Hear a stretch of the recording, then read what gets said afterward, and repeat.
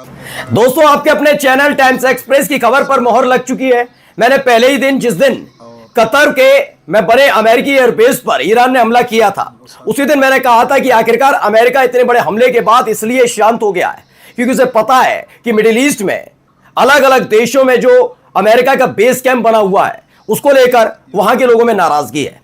अगर एक एक करके ईरान तमाम अमेरिकी बेस को निशाना बनाएगा और तबाह कर देगा, तो दोबारा वहां पर अमेरिकी बेस को खड़ा करना अमेरिका के लिए मुश्किल हो जाएगा, क्योंकि वहां में उन देशों में लगातार आंदोलन होगा कि अमेरिकी सैनिकों को यहां से खदेड़ दिया जाए। और इसकी शुरुआत हो चुकी है। जी हां, कतर ने एक बहुत बड़ा झटका अमेरिका को दे दिया है। डोनाल्ड ट्रंप की दुखती नस को पकड़ लिया है और आपके अपने चैनल टाइम्स एक्सप्रेस की खबर पर मोहर लग गई है। अमेरिका के जितने भी सैनिक हैं, उन्हें वहां से भगाने का ऐलान कर दिया है वहां की जनता ने, और सरकार भी कह रही है कि अब जो जनता चाहती है वो तो करना पड़ेगा। खबर यही नहीं है, खबर यह है कि भाग रहे थे इजरायली।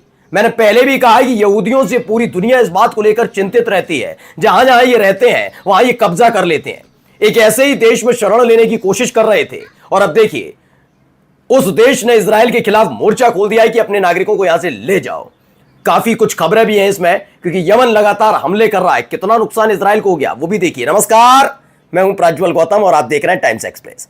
शुरुआत इसी खबर के साथ। पहले ये खबर पढ़िए, आरकेएम टाइम्स है, उसने कहा breaking, Qatar demands US troop should leave the Al Udeid airbase to establish new peace with Iran, Middle East and Israel. उन्होंने कहा कि आप चाहते हैं कि मिडिल ईस्ट में, इजराइल में और ईरान में शांति बने रहे, तो सबसे पहले तो आप अपना यहां से यूएस ट्रूप हटाइए। इससे पहले आपको पता है कई अफ्रीकी देश भी, खास तौर पर कई ऐसे देश, और सीरिया में भी ऐसा ही हुआ, अलग अलग जगह ये हो रहा है कि अब लोग कह रहे हैं कि भाई क्या जरूरत है। मतलब आप खुद सोचिए, किसी भी देश से आप ताल्लुक रखते हैं, उस देश में अमेरिका की सेना तैनात है कई सालों से, लेकिन उस देश की सेना अमेरिका में तैनात है नहीं। अमेरिका के प्रति वो देश तो विश्वासप्रद रहेंगे कि अपने देश में हस्तक्षेप कराने, अपने देश में उनके तमाम बम, गोला बारूद, हाई टेक्निक की मिसाइल्स अमेरिकी सैनिक वहां पर है। लेकिन सवाल ये उठता है कि क्या उन देशों की सेना अमेरिका में अपना बेस कैंप बना सकती है? नहीं, उसके लिए मना है। ऐसा कैसे हो सकता है ना? तो इसीलिए लोगों में नाराजगी है कि हम अपनी जमीन को कैसे अमेरिका को इस्तेमाल करने दे रहे हैं।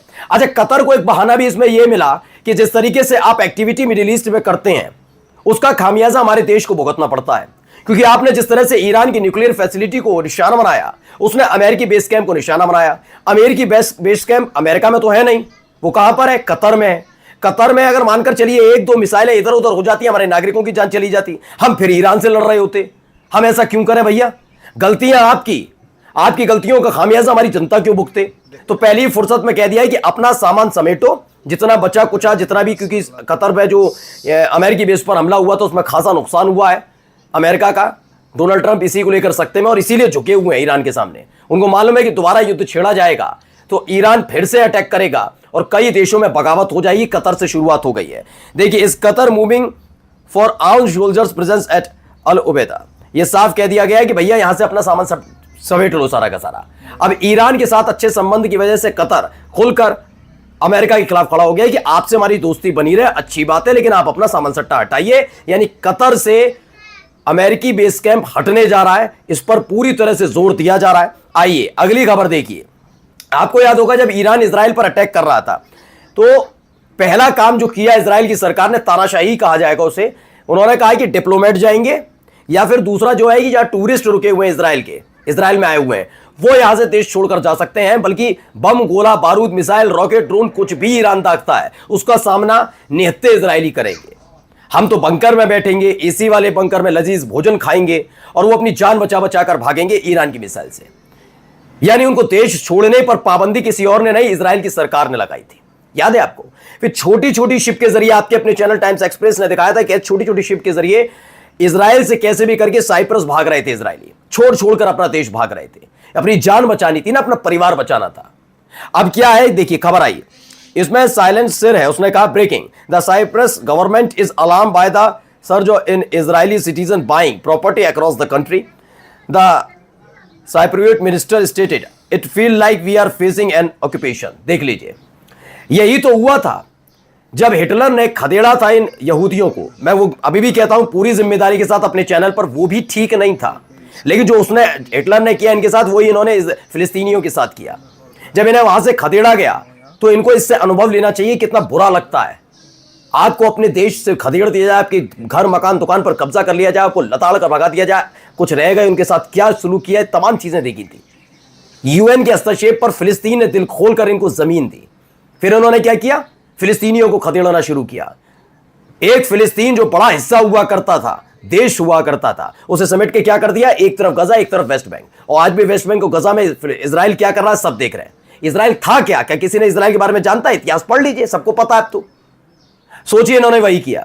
अब इसी बात को लेकर साइप्रस भी डर रहा। उन्होंने कहा ये खबर मिल रही है कि लगातार यहां प्रॉपर्टी खरीदी जा रही है। अच्छा खरीद क्यों रहे? इन्हें अपनी सरकार पर भरोसा नहीं, इन्हें पूरा भरोसा है कि इजराइल ज्यादा दिन अब वजूद में नहीं रह पाएगा क्योंकि कमजोर हुआ।